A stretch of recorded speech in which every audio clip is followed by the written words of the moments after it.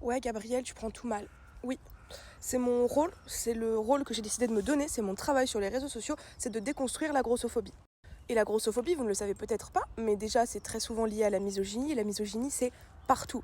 La grossophobie c'est partout aussi. Après, quand vous me faites un commentaire grossophobe, soit c'est le premier de la journée, ça va, je vous réponds avec pédagogie, je suis de bonne humeur, soit c'est le centième de la journée et je vous envoie chier.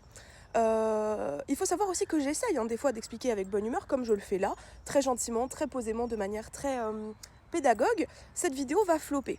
Alors que les vidéos où je gueule, elles touchent beaucoup plus de personnes et donc mon message touche beaucoup plus de personnes. Donc c'est pour ça que je ne m'empêche pas d'être aigrie parce que ça marche. Et comme dit, mon but à moi, c'est que ce soit vu par le plus de personnes possible pour que ça rentre dans la tête du plus de personnes possible et pour qu'on déconstruise ensemble la grossophobie. Maintenant, je vais donner des petits exemples. Parce que la grossophobie, c'est pas le fait de détester les gros.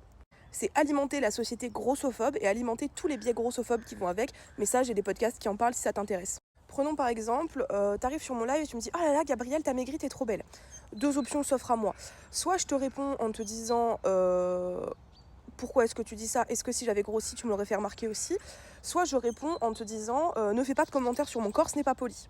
À ça, il y a toujours deux réponses, enfin souvent la même, mais c'était un compliment. Ou alors justement ah bah non, si t'avais grossi, je te l'aurais pas dit, c'est pas gentil. Ça, c'est grossophobe. Parce que, vous permettez, il y a des gens qui bossent. Parce que croire que maigrir c'est un compliment, c'est grossophobe qui en plus est très dangereux vis-à-vis des personnes qui ont des troubles du comportement alimentaire. Maigrir n'est pas un compliment, sauf si la personne t'a dit qu'elle souhaitait maigrir et qu'elle avait réussi à maigrir et qu'elle voulait que tu valides cette chose-là.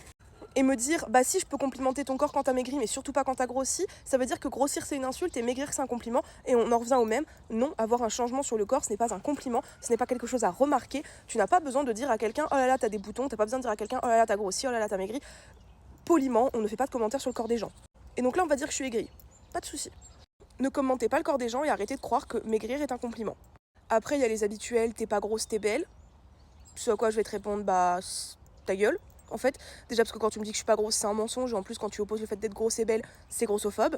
Donc en fait, vous vous rendez pas compte qu'il y a des gens qui disent des choses grossophobes constamment. Moi-même, j'ai dit des choses grossophobes. Il y a plein de gros qui disent des choses grossophobes. La grossophobie est ancrée, elle est institutionnalisée, elle est partout.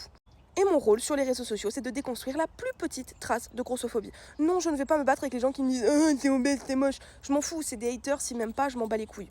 Les personnes qui me suivent, qui veulent me suivre, qui veulent dialoguer avec moi et qui ont des biais grossophobes, je vais leur faire remarquer pour qu'ils le remettent en place. Mais encore une fois, ça marche beaucoup mieux quand je râle. Et ça, on va le constater selon les stats de cette vidéo. Si tu veux déconstruire ta grossophobie, prendre confiance en toi, etc., n'hésite pas à t'abonner. Si tu veux en savoir plus, n'hésite pas à écouter mes podcasts. Et si tu as des questions, n'hésite pas, je te répondrai en vidéo. Parce qu'on a tous été grossophobes, on l'est tous, et on a tous des choses à déconstruire, c'est normal, on a tous des choses à apprendre tous les jours, c'est ok. D'ailleurs, la réaction normale quand je dis à quelqu'un ce que t'as dit c'est grossophobe, c'est ah